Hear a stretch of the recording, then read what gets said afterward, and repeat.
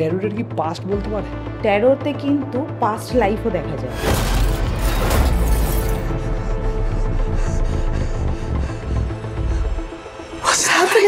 আপনি বললেন ট্যারো কার্ডে পাস্ট দেখা যায়, তার মানে ভবিষ্যৎ দেখা যায়? হ্যাঁ, অবশ্যই দেখা যায়, কেন দেখা যাবে না? ট্যারো কার্ডিংয়ে পরকীয়া ধরা যায়? প্রচণ্ডভাবে। শিওর? পরকীয়া ধরা যায় মানে 100% অ্যাকুরেসি দিতে পারবো। যার সাথে পরকীয়া করছে তার ইনিশিয়াল লেটার অবধি বলে দিতে পারবো। বলেন কি? এটার জন্যই ট্যারো কার্ড কিন্তু এখন এত ট্রেন্ডিং আর ফেমাস। এবং হাজব্যান্ড ওয়াইফদেরও প্রবলেম, আমি প্রচুর প্রবলেম। তবে এই গোয়েন্দাদের না রেখে তো ট্যারো কার্ড রিডারদের কাছে গেলে না, গোয়েন্দাদের রাখে এভিডেন্স রাখার জন্য। ট্যারো রিডার তো এভিডেন্স দেবে না, ট্যারো রিডার আপনাকে গল্পটা বলে দেবে। এবার তো এভিডেন্স আপনাকে জোগাড় করতে হবে। ভালনারেবল একটা সিচুয়েশন থেকে মানুষ বুঝতে পারে না কি করবে, তখন কিন্তু কোনো জ্যোতিষী আপনাকে ওই মোমেন্টের সলিউশন দিতে পারবে না, ট্যারো রিডার দিতে পারবে। তাই জন্যই তারা ট্যারো রিডারের কাছে যায়। ট্যারো কার্ডের সাথে কি জ্যোতিষশাস্ত্রে কোনো রকম মিল আছে বা কোনো পার্থক্য আছে? পুরো জিনিসটা ইনফ্যাক্ট পার্থক্য আছে।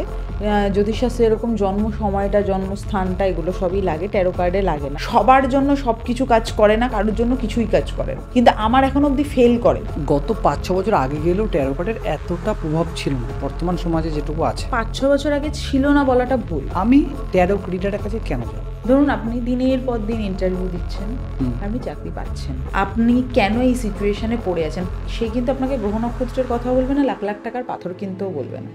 আর আমি সবসময় বলি, আপনি যেখানে ফিনান্সিয়াল ক্রাইসিসে আছেন, আপনি কোথা থেকে পাথর কিনবেন?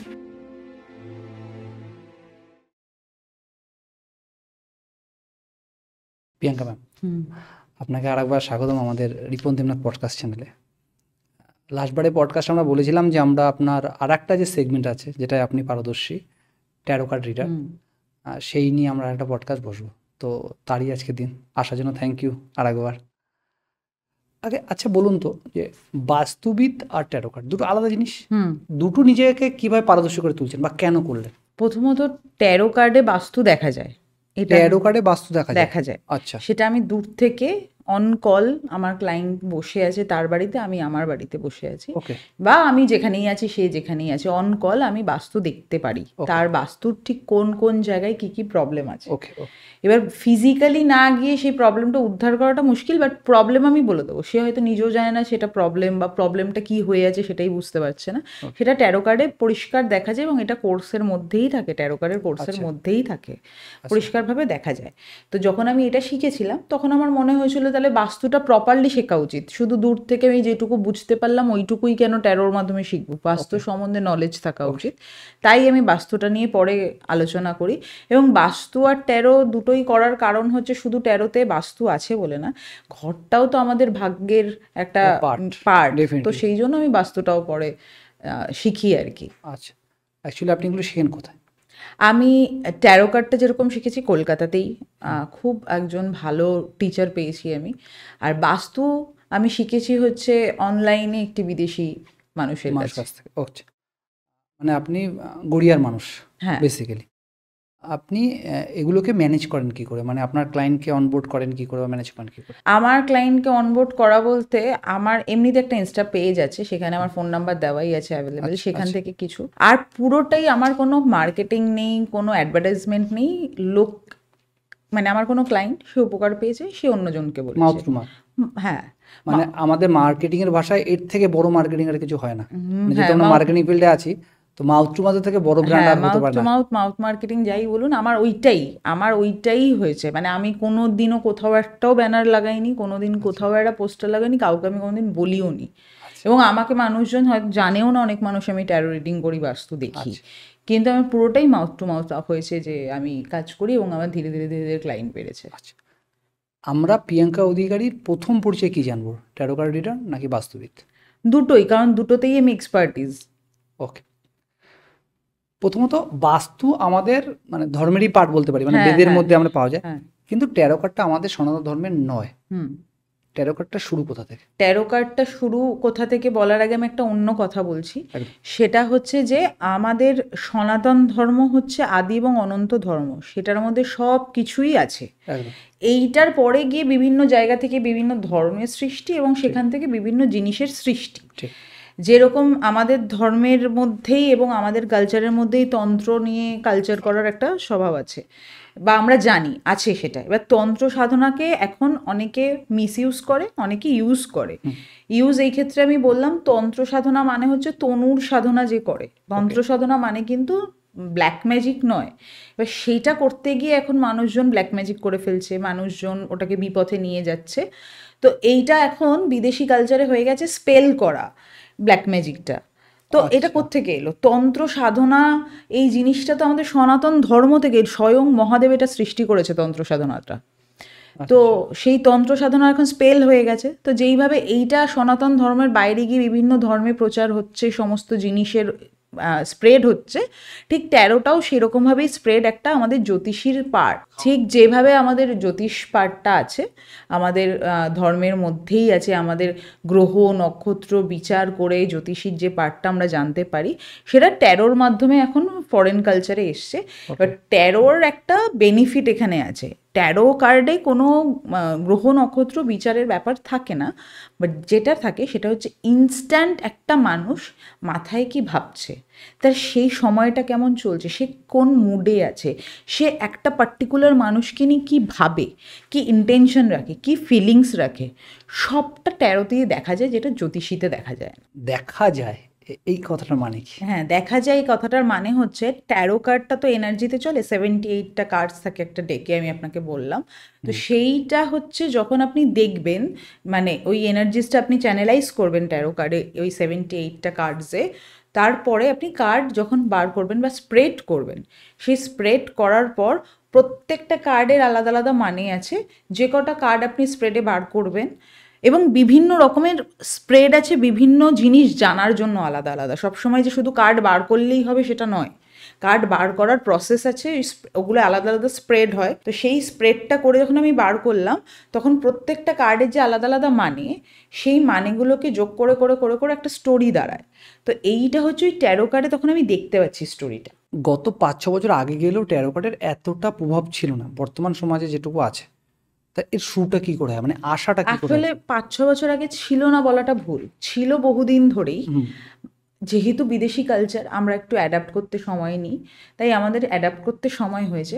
5-6 বছর আগে কিন্তু ওয়েস্ট বেঙ্গলে ছিল না, কিন্তু অন্য স্টেটে ছিল। আচ্ছা, এখন ওয়েস্ট বেঙ্গলে যেভাবে এসছে মানুষের কাছে, সেটা হচ্ছে বিভিন্ন রকম সোশ্যাল সাইডে মানুষ অ্যাডভার্টাইজমেন্ট দেখে, সেখান থেকে নলেজ নেয়।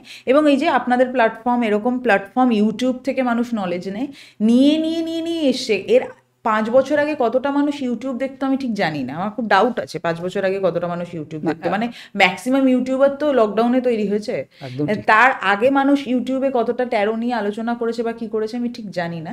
তো ওই ইউটিউব বলুন, সোশ্যাল মিডিয়া বলুন, এই নলেজগুলো অ্যাডভার্টাইজমেন্ট, পডকাস্ট বা এই সমস্ত কিছুর থেকে মানুষ গ্যাদার করে করে এখন ওয়েস্ট বেঙ্গলের মানুষ, বলতে গেলে সোশ্যাল মিডিয়া একটা বড় ইম্প্যাক্ট। হ্যাঁ, অবশ্যই বড় ইম্প্যাক্ট। আমি ট্যারো রিডারের কাছে কেন যাব? ট্যারো রিডারের কাছে আপনি কেন যাবেন? কারণ আপনি হয়তো, আপনি ধরুন ফিনান্সিয়াল কোনো প্রবলেমের মধ্যে ভুগছেন। এবার কি প্রবলেম আমি সেটাও আপনাকে একটা এক্সাম্পল দিচ্ছি। ধরুন আপনি দিনের পর দিন ইন্টারভিউ দিচ্ছেন, আপনি চাকরি পাচ্ছেন না, 6 মাস 7 মাস বাদে একটা ছোট কোনো কাজ পেলেন, একটা টাকা পেলেন, আবার আপনার কাছে কাজ বন্ধ হয়ে গেল। বা আপনি কোনো কাজের জন্য যাচ্ছেন, বাট আপনার সমস্ত ফাইনালাইজ হয়ে গেছে, ওকে, আপনি এবার কাজটায় যাবেন, আজকের থেকে ঠিক হলো, গতকাল রাত্রিবেলা আপনার কাছে খবর এসে কাল আপনাকে আসতে হবে না, কাজটা আমরা করছি না আপনাকে দিয়ে, বা আমরা কাজটা হঠাৎ বন্ধ করে দিয়েছি, একটা এক্সকিউজ দিয়ে দিই। হয় না, অনেকে বলে না যে কাজ এসে চলে যাচ্ছে, এসে চলে যাচ্ছে, কোনো কাজই হচ্ছে না, সব ঠিক হয়ে যাচ্ছে, তারপরেই ভেঙে যাচ্ছে কাজগুলো, এরকম প্রবলেম ফেস করে। সেক্ষেত্রে আপনি জ্যোতিষী দেখাতে পারেন, জ্যোতিষী আপনাকে বলবে আপনার এই গ্রহ এখন এইখানে আছে, ওই নক্ষত্র এখন ওই পজিশনে আছে, এই ধরনের কথাগুলো আপনাকে বললে একটা অনেক লাখ লাখ টাকার কতগুলো পাথর দেয়, পান্না পরে ফেলুন, চুনি পরে ফেলুন, পোকরাজ পরে ফেলুন। ট্যারো কিন্তু কখনোই এটা সাপোর্ট করে না। ট্যারো অন্য জিনিস পড়তে বলে বা অন্য উপায় বলে, কিন্তু সেটা কখনোই অত লাখ লাখ টাকার উপায় বলে না।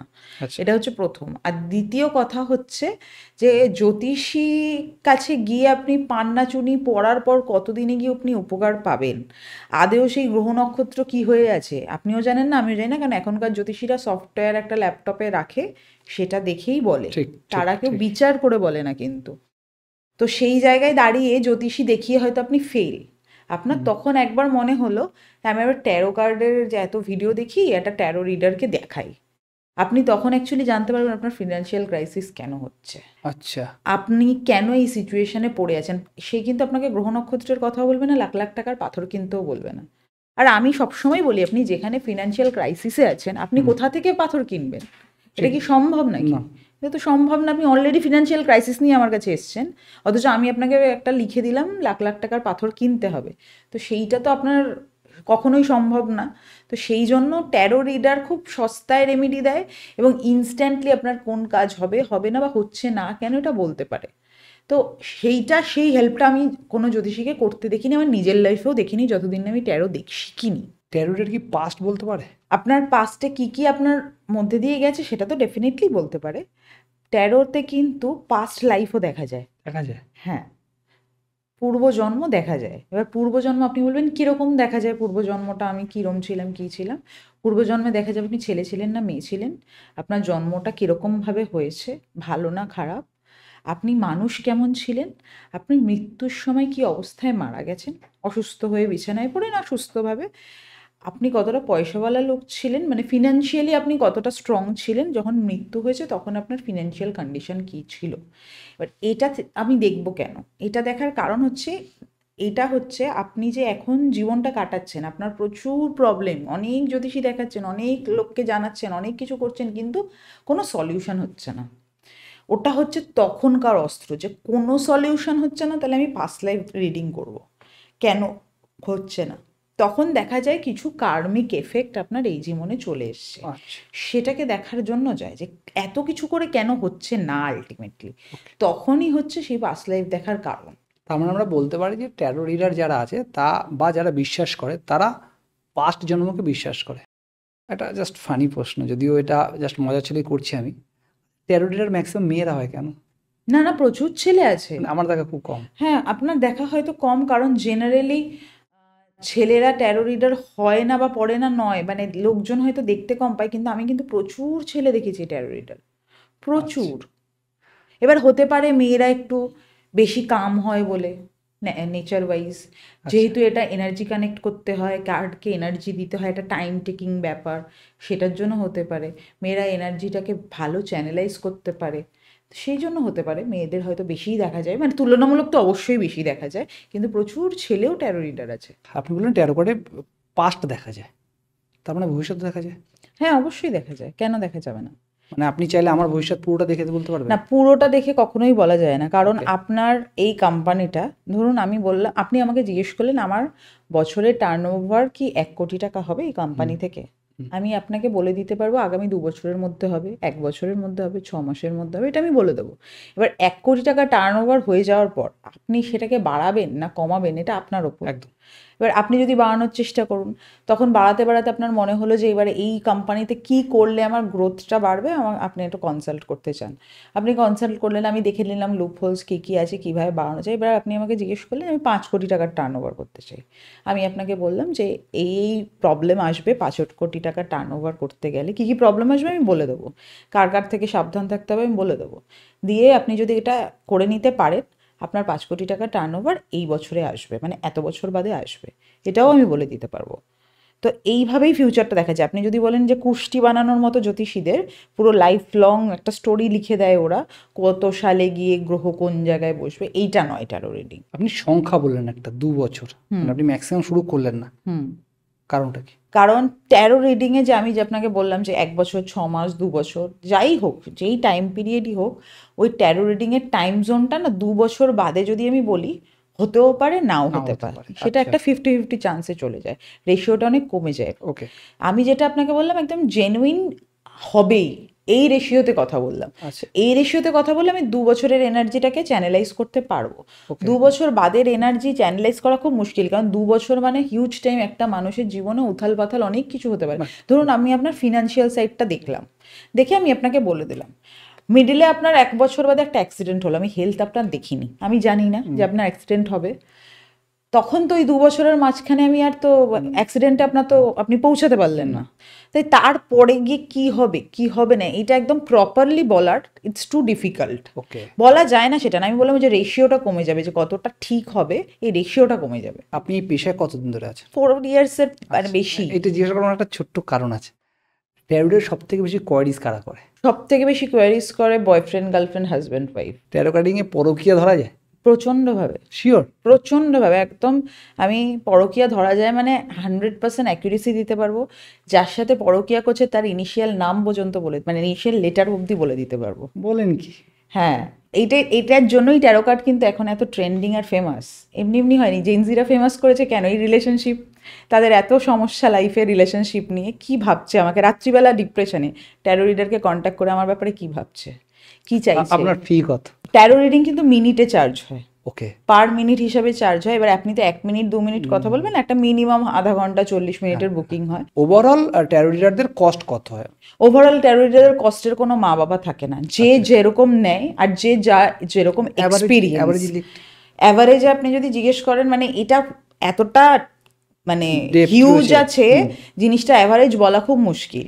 আমি 1 ঘন্টায় 10,000 টাকা নেওয়ার লোকও দেখেছি, ট্যারো রিডারও দেখেছি।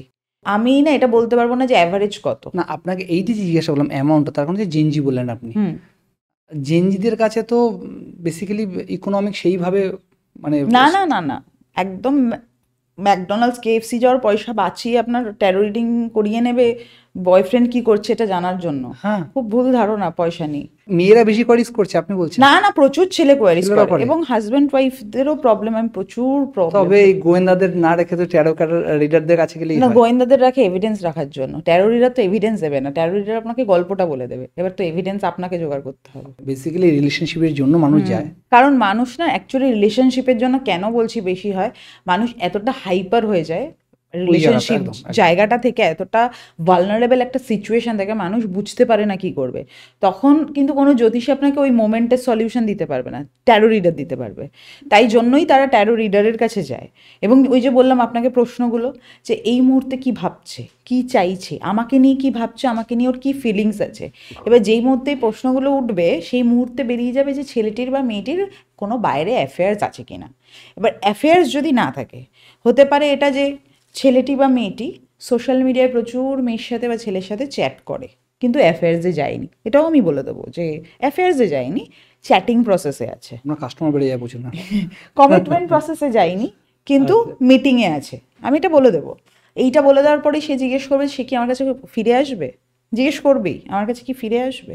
আমি দেখে বলে দেবো যে ইয়েস অর নো, কতদিনে। এবার প্রশ্ন করবে কতদিনে ফিরে আসবে, এরকম প্রশ্ন আসে। হ্যাঁ, আমি আপনাকে একদম ধরে বলছি কি কি প্রশ্ন আসে। আপনি সলিউশন করতে পারবেন না? সলিউশন দুরকম হয়। প্রথম কথা, রিলেশনশিপের সলিউশন আমি বলছি। যদি আমার মনে হয় দেখে যে ধরুন ওরই গার্লফ্রেন্ড চেঞ্জ হয়ে যাবে, ভালো হয়ে যাবে, তুমি যদি টাইম দাও আর তুমি যদি এটা ঠিক করো, তাহলে ও চেঞ্জ হয়ে যাবে, ভালো হয়ে যাবে, এই টাইমের পর ও পুরোপুরি চেঞ্জ হয়ে যাবে, তুমি থাকতে পারো, তোমার জন্য বেটার। আর যদি দেখি বেটার না, আমি এটাও বলে দেবো কি বেটার না, থেকো না তুমি। এবার হাজব্যান্ড ওয়াইফের ক্ষেত্রে ডিভোর্সে চলে যায়। আমার খুব প্রিয় একজন ক্লায়েন্ট আছে, আমি নাম তো বলতে পারবো না, তাকে জিজ্ঞেস করিনি, নাম বলাটা উচিত না, খুব ভালো আমার ক্লায়েন্ট। তো তার না ডিভোর্স হয়ে যাবে, আমি নিজে যতবার কার্ড দেখেছি ততবার বলেছি ডিভোর্স আমি আটকাতে পারবো না। খুব খারাপ সিচুয়েশনে ছিল, লং ডিস্টেন্সে ছিল, তারপরে তারা একসাথে থাকে। হ্যাঁ, অবশ্যই ম্যারিড, থাকে, কাজের সূত্রে লং ডিস্টেন্সে ছিল, একসাথে থাকে, মিউচুয়াল আন্ডারস্ট্যান্ডিংয়ে আসার চেষ্টা করে, তার মধ্যেও প্রচুর ঝামেলা চলেছে, অশান্তি চলেছে। তা আমি তার মাঝখানেই শুধু বিয়ে, এটা একটা খুব বড় লাইফের পার্ট, রিলেশনশিপ আলাদা, বিয়ে একটা আলাদা। এই পার্টটা কেউ কাউকে ছেড়ে চলে যাক, এটা আমি কখনোই চাই না। এবং চলে গেলে যে দুজনেই খুব ভালো থাকবে এন্ড অফ দ্য ডে, সেটাও আমি দেখছিলাম না। তা আমি ওকে অনেক রেমেডিস দিয়েছিলাম। আমি বলছি হোপ না নিয়ে করো, বিশ্বাস নিয়ে করো, কিন্তু এটা হোপ রেখে করছি মানে ঠিক হয়ে যাবে। কারণ কি হবে কি হবে না এটার গ্যারেন্টি আমি দিলেও কতটা দিতে পারবো, মানে আমি একটা এমন গ্যারেন্টি দিলাম, তুমি একটা এমন হোপে করলে তারপর কিছু হলো না, সেইটা ভাঙতে চাইছি না।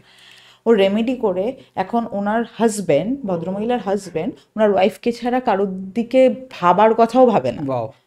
তো আমি চেষ্টা করি, যদি ম্যারিড হয়, যদি টিকে গেলে ভালো হয়, তাহলে আমি চেষ্টা করি রেমেডিস দিয়ে টিকিয়ে দেওয়ার, যদি সেটা কাজ করে যায়। এরকমও আমার ক্লায়েন্ট আছে যার husband central government West Bengal গভর্নমেন্টে চাকরি করেন এবং এমন একটা পদে চাকরি করেন সেটা মানে যথেষ্ট ভালো পদেই চাকরি করেন আর কি। আমি তাকে, তার হাজব্যান্ড তার সাথে থাকে না, তার অবশ্যই কিছু দোষ আছে সেখানে, তো মানে সেটা কিছু করার নেই, দোষগুলো আমিও তাকে বলেছি এই দোষের জন্য এটা হয়েছে, এটা যদি ম্যানেজ করতে পারতে সেই সময় হতো না, এবার স্টিল যেটা হওয়ার হয়ে গেছে। কিন্তু আমি তাকে বলেছি যে থেকে কোনো লাভ হবে না, মানে থাকার জন্য থেকে হয়তো যাবে, চাকরি বাঁচানোর জন্য, সমাজের জন্য, পরিবারের জন্য, বাট রেজাল্ট কিছু নেই এটার। আপনি একটা বললেন যে ইকোনমিক্যাল কন্ডিশন বা অর্থনীতি বিষয়টা কতটা কীভাবে রিকভারি করা যায়, সেই প্রশ্নগুলো আসে, সেগুলো আপনি কীভাবে সলভ করেন?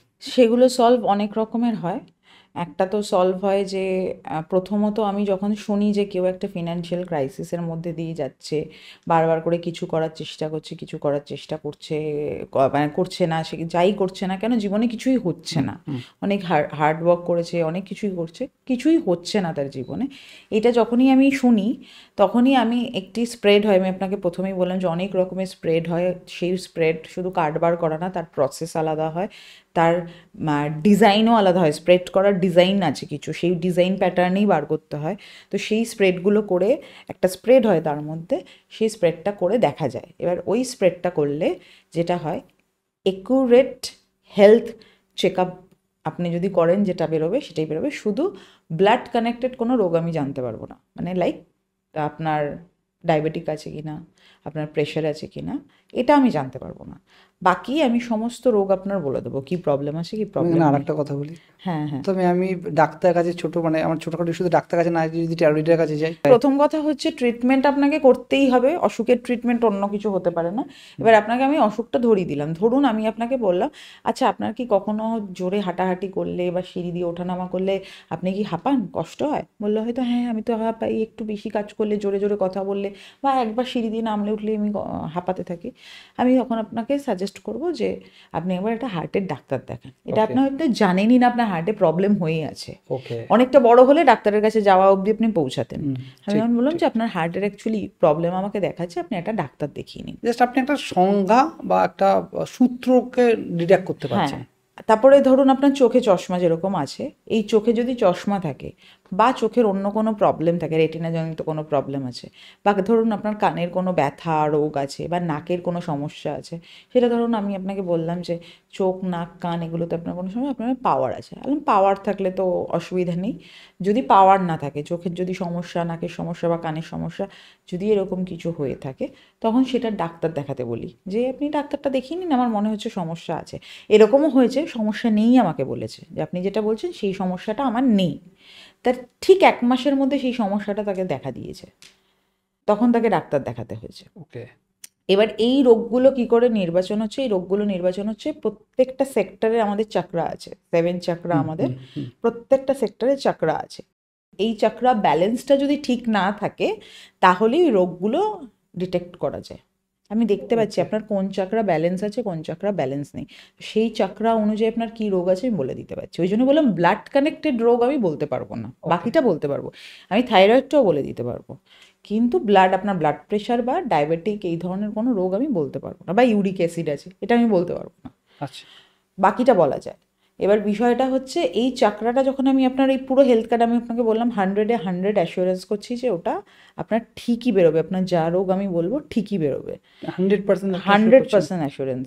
এবার সেই কার্ডের মধ্যে একটা চাকরা আছে যেটা ব্লক থাকলে আপনার ফিনান্সিয়াল সাইড পুরোটা বন্ধ হয়ে যাবে। ওকে, আপনি 1000 চেষ্টা করুন, 1000 কাজ করুন, 1000 কাজ খুঁজে নিন, 1000 লোকের সাথে মিট আপ করুন, আপনি কাজ করে বাড়ি চলে আসুন, টাকা পাবেন না, হাতে টাকা আসবে না। ধরুন 6 মাস বাদে একটা 200, 500, 2000, 1000 পেলেন, আবার 6 মাস কিচ্ছু হাতে নেই, কোনো কাজও নেই, বা কাজ করলেও সেই টাকাটা মারা যাচ্ছে, পাচ্ছেন না। সলিউশন কি আপনি বলে দেন? হ্যাঁ, সলিউশন আমিই বলে দিই।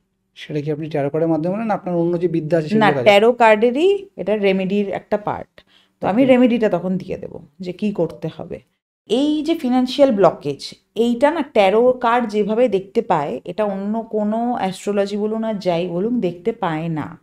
আমি নিজের সঙ্গে ভুক্তভোগী এটা নিয়ে। আমি কিন্তু বহু অ্যাস্ট্রোলজার দেখিয়েছি ট্যারো কার্ড মানে শেখার আগে, আপনাকে বললাম, আমাকে কিন্তু কেউ বলতে পারেনি আমার ফিনান্সিয়াল ব্লকেজ ছিল, আমার শুধু প্রবলেম ছিল, সবাই বলছিল এই হচ্ছে ওই হচ্ছে সেই হচ্ছে হ্যানা ত্যানা অনেক কথা বলছিল, কিন্তু আমার যে ফিনান্সিয়াল সাইডটাই ব্লক, আমার চাকরাটাই ব্লক, সেটা আমাকে কিন্তু কেউ বলতে পারেনি। আমি নিজে শেখার পর নিজে বুঝেছি, নিজে জেনেছি, নিজে নিজের রেমেডি করেছি। ওকে। এটা হচ্ছে সেটার একটা পার্ট আর কি। ওটা ক্লিয়ারলি বোঝা যায় যে আপনি এত কষ্ট করছেন, আপনার কোনো সমস্যা নেই, অথচ আপনার কাছে টাকা আসছে না, আপনার ফিনান্সিয়াল সাইডটা ব্লকেজ হয়ে আছে কি নেই, এটা খুব ক্লিয়ার একটা অ্যান্সার আসে।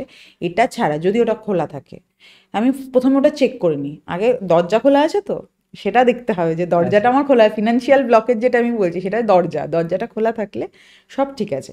দরজা খোলা আছে তো, দরজাটা যদি খোলা থাকে, এবার আমি দেখি যে কেন তার কি প্রবলেম চলছে ফিনান্সিয়ালি, কেন তার গ্রোথ হচ্ছে না, কি ইস্যুস হচ্ছে, কি ধরনের ইস্যুস তার ফেস করতে হবে, কতদিন ফেস করতে হবে, যে কাজটা করছে সেই কাজটা তার জন্য সুইটেবল কিনা, এই পুরোটা একটা চেক করার বিষয় থাকে। তার উপর অনেক কিছুই আরও অনেক কিছু চেক করার বিষয় থাকে। যখন আমি এগুলো চেক করব, সেগুলোর মধ্যে থেকে ওই যে বললাম পূর্বজন্মের কার্মা আছে কিনা আমাকে দেখতে হবে। একটা লং টার্ম প্রসেস, মানে লং টার্ম মিনস হচ্ছে একটা অনেক সময় ধরে আপনাকে রিসার্চ করতে। আমি যদি বলি যে একটা ডিটেলস একটা মানুষের ফিনান্সিয়াল, কেরিয়ার, হেলথ, এই টোটাল 3টে পার্ট যদি দেখতে হয়, মিনিমাম 45 মিনিট সময় লাগে। ওকে। যে আপনি প্রপারলি, মানে আমি আপনাকে কিছু একটা উত্তর করলেই না আপনার তখন মনে পড়ে, আচ্ছা এইটা বললো তাহলে কি আমার এইটা হয়েছে, এই প্রশ্নটা মনে আসবে, ওই প্রশ্নটা আপনি আমায় করে ফেলবেন। এইভাবে যে প্রশ্ন উত্তর চলতে থাকবে। আর যখন আমি কাউকে প্রশ্ন করি, আমার কোনো ক্লায়েন্টকে, তাদের কিন্তু আমি যখন উত্তর দিই আর কি, আমার প্রশ্ন শুনে উত্তর কিন্তু শেষ হয় না, তার মাথায় তখন অটোমেটিক্যালি অনেক কিছু চলতে শুরু করে, অনেক সিরিজ চলতে থাকে যেখান থেকে সে প্রশ্ন করে যায়। তো এটা ডিটেলস দেখতে মিনিমাম 45 মিনিট সময় লাগেই। একা ঘরে, মানে বেসিক্যালি একা ঘরে অন্ধকার খানিকটা, সে একটু গা ছমছমে ভাব থাকে, সেই ঘরে বসে ট্যারো রিডিং করে, এটা কি কোনো লজিক আছে? এই সাবজেক্টে কোনো ইনলজিক্যাল কথার জন্য না আমার নলেজই নেই, কারণ আমি ট্যারো রিড করতে দেখেছি ধূপকাঠি জ্বালিয়ে, চার্জ করে টেবিল, একদম আমি ওইটাই কার্ড বলছি। চার্জ করে, ট্যারো রিডারিংয়ের যে ভগবান তাকে পুজো করে, তাকে প্রণাম করে, সেই জায়গাটা পুরো পজিটিভ একটা সেজ জ্বালায়, ট্যারো রিডাররা সেজ জ্বালায়, যেরকম আমরা ধুনো জ্বালাই, সেম অ্যাজ দ্যাট। ওই যে বললাম ওয়েস্টার্ন পার্ট সেজও ওই ধুনোর মতনই একটা জিনিস, এটা ঘাস, ওটা জ্বালানো হয়। তো সেজ জ্বালায়, পুরো সেজ জ্বালিয়ে, ধুনো জ্বালালে যা হয় আমাদের পজিটিভিটি আসে, ওটাও পজিটিভ করে দেয়। ওইটা জ্বালিয়ে সব কিছু করে টেবিলে ট্যারো রিডিংয়ের যে কার্ডটা, সেই ডেকটাকে প্রণাম করে, সেই ডেকটাকে হাতে চার্জ করে, তারপরে ট্যারো রিডিং করতে বসে। সেটা প্রপারলি একটা ক্যান্ডেল জ্বালিয়ে, আলো জ্বালিয়ে, ভালো ফ্রেগনেন্সের ক্যান্ডেল জ্বলে, ভালো ফ্রেগনেন্স ঘরে থাকে, ভালো ফ্রেগনেন্সের ধূপকাঠি জ্বলে, সেগুলো করে তারপর ট্যারো রিডিং করে। আমি অন্ধকার ঘরে এরকম করতে আমি দেখিনি। আপনি যদি বলেন, আমার যে টিচার আর কি, আমার টিচার খুব কুল একজন মানুষ, তো সে আমাকে বলেছে এত কিছু করতে লাগে না, পুরোটাই বিশ্বাস তো, আর তাকে নিজের করে নেওয়া। তা আমি না ওই ধূপকাঠি জ্বালিয়ে, ক্যান্ডেল জ্বালিয়ে এত প্রসেসের মধ্যে দিয়ে যাই না, আমার একটা শর্ট প্রসেসে করি। আমি যেই ঘরে দেখি, যেখানে বসে দেখি, সেই জায়গাটা ক্লিন রাখি, সেই জায়গাটা পজিটিভ রাখি, রুমটাকে পজিটিভ রাখি, ট্যারো কার্ডটাকে চার্জ করি, করে আমি বসি। এবং সেটা অবশ্যই আলোর মধ্যে, মানে আদার্স আমার টেবিলে যারা ট্যারো রিডার দেখবেন টেবিলটা অনেক সাজানো থাকে, অনেক জিনিসপত্র থাকে, আমার ওরকম কোনো টেবিল সাজানো, আমার শুধু কার্ডটাই থাকে। জ্যোতিষশাস্ত্র যারা মানে বা যারা বাস্তুবিদ করে, তাদের সবার একটা ইনস্ট্রুমেন্ট থাকে আলাদা আলাদা, সেগুলো তারা এক একটা ঠাকুর স্থানে রাখে। আপনি যেহেতু ট্যারো কার্ড রিড করেন, সেক্ষেত্রে আপনার মূল সম্পত্তি হচ্ছে ট্যারো কার্ডটি, সেটা আপনি কোথায় রাখেন? সেটি একটি স্পেসিফিক কাপড়ে পেঁচিয়ে রাখতে হয় এবং পরিষ্কার পরিচ্ছন্ন জায়গায় রাখতে হয়। এরকম না যে ঠাকুরের কাছেই রাখতে হবে বা অন্য কোথাও। পরিষ্কার পরিচ্ছন্ন একটি শুদ্ধ জায়গা হলেই হবে। সেটা অবশ্যই সেজ দিয়ে বা ধূপ দিয়ে এনার্জিস দেওয়া, পজিটিভ এনার্জিস ওটার মধ্যে থাকতে হবে, জায়গাটার মধ্যে থাকতে হবে, ওটা পিউরিফাই করা আছে জায়গাটা, এরকম একটা জায়গায় যেখানে আর অন্য কোনো অ্যাক্টিভিটিস হয় না, কিচ্ছু হয় না, ওখানে ট্যারো কার্ডটা থাকলেই হয়। আর আমার যে মানে নিজস্ব বক্তব্য আর কি, সেটা হচ্ছে ওই যে বিশ্বাস এবং সব কিছু নিয়েই আমি চলি। তাই জন্য আমি অনেক কিছু বিশ্বাস বা মিলিয়ে কিছু করি না যে আমার ট্যারো কার্ডে থাকতে হলে এটাই থাকতে হবে, ওটাই করতে হবে, অনেক অ্যাঞ্জেলস রাখতে হবে, অনেক কিছু স্টোনস রাখতে হবে, ক্রিস্টালস রাখতে হবে, এগুলো আমি কিছুই করি না। আমার কাছে শুধু ট্যারো ডেকই থাকে, আমি সেটা দিয়েই কাজ করি। ট্যারো কার্ডের সাথে কি জ্যোতিষশাস্ত্রের কোনো রকম মিল আছে বা কোনো পার্থক্য আছে? পার্থক্য তো অবশ্যই আছে কিছু জিনিসে, পুরো জিনিসটা ইনফ্যাক্ট পার্থক্য আছে। জ্যোতিষশাস্ত্রে এরকম জন্ম সময়টা, জন্মস্থানটা, এগুলো সবই লাগে, ট্যারো কার্ডে লাগে না। আচ্ছা। এইটা একটা বিরাট বড় পার্থক্য, যে আপনার অত ডিটেলস আপনার কাছে নাও থাকতে পারে, কিন্তু আপনি তাহলেও তার বিষয়ে জানতে পারবেন। আর মিল যেটা, জ্যোতিষশাস্ত্র আপনাকে ভবিষ্যৎ বলে দেবে, ট্যারোও বলে দেবে। এবার সেইটাই হচ্ছে একটা মিল, যে আপনার জীবন দর্শনটা জ্যোতিষশাস্ত্র যেভাবে আপনাকে বলে দেবে, ট্যারো সেভাবে দেখাতে পারবে, বাট দেখার দর্শনটা আলাদা বা দেখার প্রসেসটা আলাদা, এটাই পার্থক্য। ধনী হতে চাইলে ট্যারো রিডারকে ফলো করো, সেটা কি সামঞ্জস্যপূর্ণ? সামঞ্জস্যপূর্ণ নয়, তার কারণ হচ্ছে প্রত্যেকটা মানুষ নিজের একটা নিজস্ব ভাগ্য নিয়ে জন্মিয়েছে, প্রত্যেকের নিজস্ব একটা ভাগ্য কর্মফল আছে, সেই ভাগ্য কর্মফল অনুযায়ী তার একটা ভাগ্যের সেট আপ আছে, সে কি করবে, সে কি পাবে, সে কি পাবে না, তার বাইরে গিয়ে তো কিছু হয় না, সেটার বাইরে কিছুই আপনি পাবেন না। এবার যদি আপনার কর্মজীবন আর ভাগ্যে এটা লেখা থাকে আপনার মাসিক আয় 50,000 হবে, তাহলে আপনি 50,000ই করবেন, না তার বেশি করা যায়। এবার ধরুন আপনার কর্ম এবং আমার চেষ্টা, আপনার চেষ্টা, সবটা মিলিয়ে মিশিয়ে আমি 70 করতে পারি, কিন্তু আমি 50টা ডবল 1 লাখ করতে পারি না। সেটা আপনার ইচ্ছা মাসে 1 লাখ কেন 2 লাখও হতে পারে, ইচ্ছা মানুষের থাকতেই পারে, কখনোই চাহিদা মিটবে না, কিন্তু চাইলেই যে আমি মিলেনিয়ার হয়ে যাব, বিলেনিয়ার হয়ে যাব, এরকম ধরনের ভাবনা থাকতে পারে। বা আমি চাইলেই আমি এত টাকা ইনকাম আমার মান্থলি আমার দরকার, আমার লাগবেই এবং আমি চাই করতে, বাট আমার হচ্ছে না, ওটা যদি ভাগ্যে না থাকে ওটা সম্ভব না। সব থেকে বেশি কারা ট্যারো রিডিং করায়? সব থেকে বেশি ইয়াং ছেলেমেয়েরাই, এই জেনারেশনটাই অ্যাট্রাক্টেড, তারা বোঝে ট্যারো রিডিংটা বা জানে। কারণ একটু যারা এজেড তারা ট্যারো রিডিং সম্বন্ধে বোঝেও না, জানে না, কারণ ছোটোর থেকে মা বাবা জ্যোতিষশাস্ত্র বা জ্যোতিষী দেখিয়ে এসছে, তারা সেটাতেই বিশ্বাসী, সেটাই করতে চায়, বা পারিবারিক একটা জ্যোতিষী হয়তো আছে, সেইটাই তাই চায়। কিন্তু ইয়াং যারা, তারা ট্যারো রিডিংটা বোঝে বলে বুঝতে পারে ডিফারেন্সটা, তারা ট্যারো রিডিংয়ে আসে। এবং ট্যারো রিডিংয়ের সুবিধা হচ্ছে মিনিটে পয়সা দিতে হয়, তো দুটো বা কোশ্চেনটা শুধু করে দিলেও সেই একটা কোশ্চেনের বিনিময়ে একটা পয়সা দিতে হয়। তো আমার যদি জাস্ট দুটো কোশ্চেন থাকে, আমি কেন অনেক মিনিটের রিচার্জ করব, আমি দুটো কোশ্চেন করব, তার পয়সা পেমেন্ট করবো, জেনে নেব, আমার কাজ শেষ। তো এগুলো জ্যোতিষশাস্ত্রে হয় না, মিনিমাম অ্যামাউন্ট দিতে হয়, সেটা একটা অসুবিধা। তাই ম্যাক্সিমাম ইয়াং ছেলে মেয়ের মধ্যেও, মানে খুব ইয়াং না খুব এজেড না সেটাও আছে, অনেক ম্যাক্সিমাম লোকজন সেটাও আছে, আবার একটু এজেড লোকজনও কিন্তু আছে, যারা নতুন করে এখন বোঝার চেষ্টা করছে, জানার চেষ্টা করছে, মানে বিশ্বাস করা শুরু করার চেষ্টা করছে। অবভিয়াসলি এর মধ্যে মেয়ের সংখ্যাটা বেশি, কারণ আপনি ডিসকাস করছিলেন এই ব্যাপারটা নিয়ে। এর কারণটা কি, আপনার কি মনে হয়? এর কারণটা আমার ঠিক জানা নেই, তবে আমি সামহাও, আমার যেটা মনে হয়, মহিলারা যে কোনো জিনিস নিয়ে ডমিনেটেড হয় বা যে কোনো জিনিস নিয়ে প্রবলেমে পড়ে, তখন কোনো উপায় না পেয়ে ট্যারো রিডারদের কাছে মহিলারা ধরে। ছেলেরা না চট করে, জ্যোতিষী হোক আর ট্যারো রিডার হোক, চট করে উপায় খুঁজতে চলে যায় না, মেয়েরা উপায় খোঁজার চেষ্টা করে নিজের ভেতরে ভেতরে, যে কি করব কি করব না। এবং মহিলারা যেহেতু একটু ভাবে বেশি, নিজের সংসার হোক, সম্পর্ক হোক, পরিবার হোক, যেই নিয়ে হোক, ভাবে বেশি, সেখান থেকে ডিসিশনটা ঠিক পাটা ফেলবো কিনা বা ঠিক কাজটা আমরা ডিসিশন নিচ্ছি কিনা, এইটা জানার জন্যও জিজ্ঞেস করে। সেই জন্য মহিলার সংখ্যাটা, ইনফ্যাক্ট হাজব্যান্ডের প্রবলেম, হাজব্যান্ড আমার সাথে কোনোদিন কথাই বলেনি, বলেছে মহিলাই, মানে তার ওয়াইফই।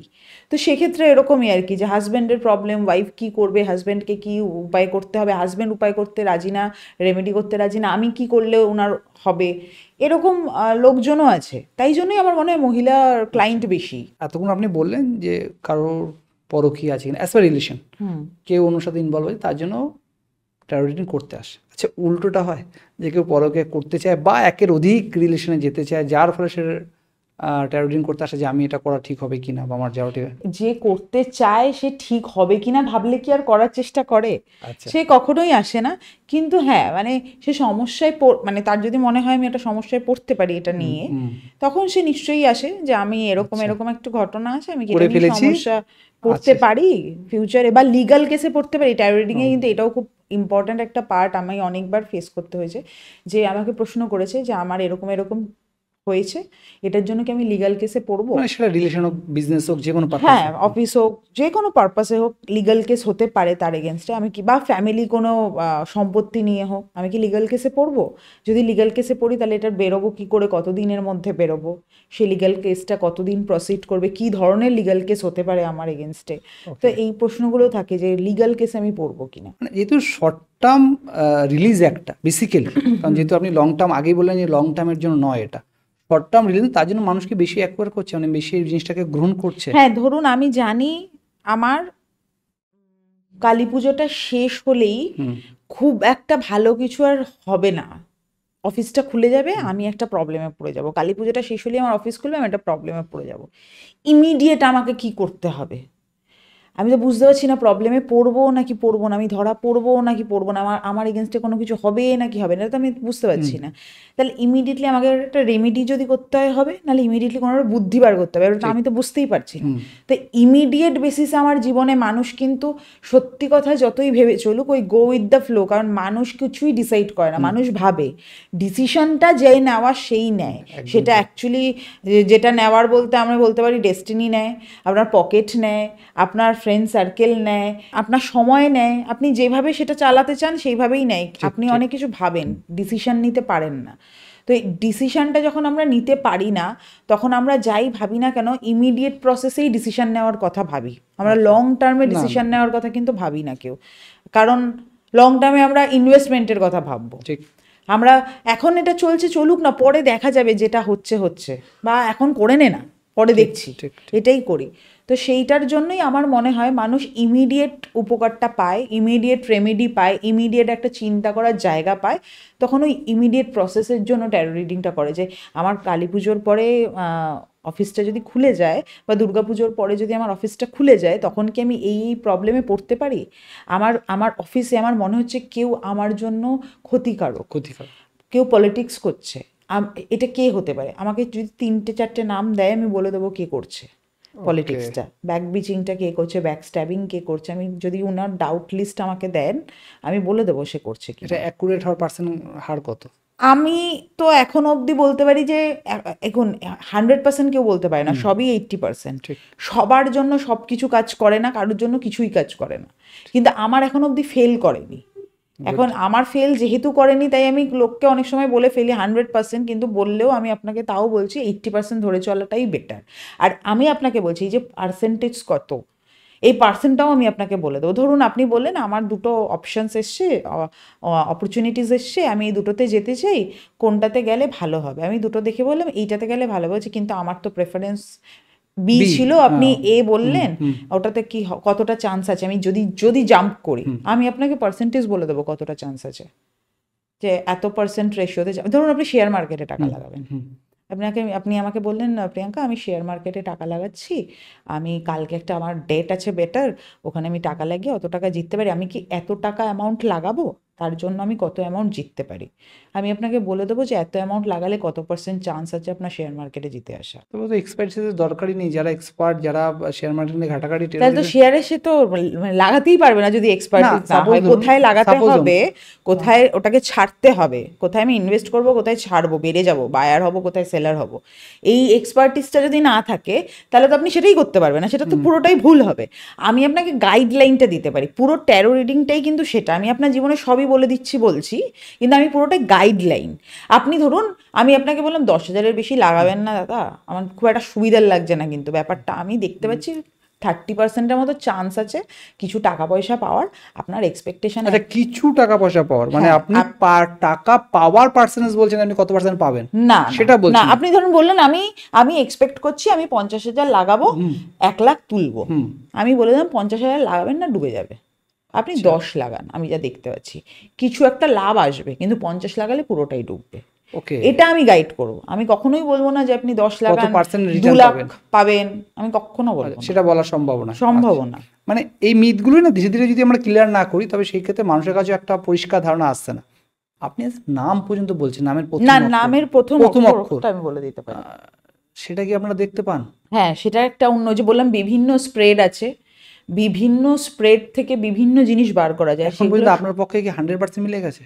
দুজনের নাম আমি বার করেছিলাম অ্যাকচুয়ালি। এই নামটা অ্যাকচুয়ালি জেনারেলি কেউ জিজ্ঞেস করে না, কারণ যার ডাউট থাকে সে বুঝে যায় যে কোথায় কি চলছে, আর নাম জেনে কি করবে সে। তো দুজন জিজ্ঞেস করেছিল যে আমি ঠিক আইডিয়া করতে পারছি না, তুমি নামের ইনিশিয়াল বলবে, তাহলে আমি বুঝবো যে যেই মেয়েগুলোর নাম শুনি তাদের মধ্যে আছে কিনা, বা যাদের ডাউট করছি তাদের মধ্যে আছে কিনা। তো তার মধ্যে দুজনেরই মিলেছিল। ইনফ্যাক্ট অনেকে আমাকে জিজ্ঞেস করে যে আমার কি আপকামিং কোনো রিলেশনশিপ হতে চলেছে, আমি কি কোনো রিলেশনশিপে যেতে পারবো, আমি এরকম এখন রিলেশনশিপে নেই, খুব ট্রাভেলের মধ্যে দিয়ে যাচ্ছে, আমি তো বললাম যাবে।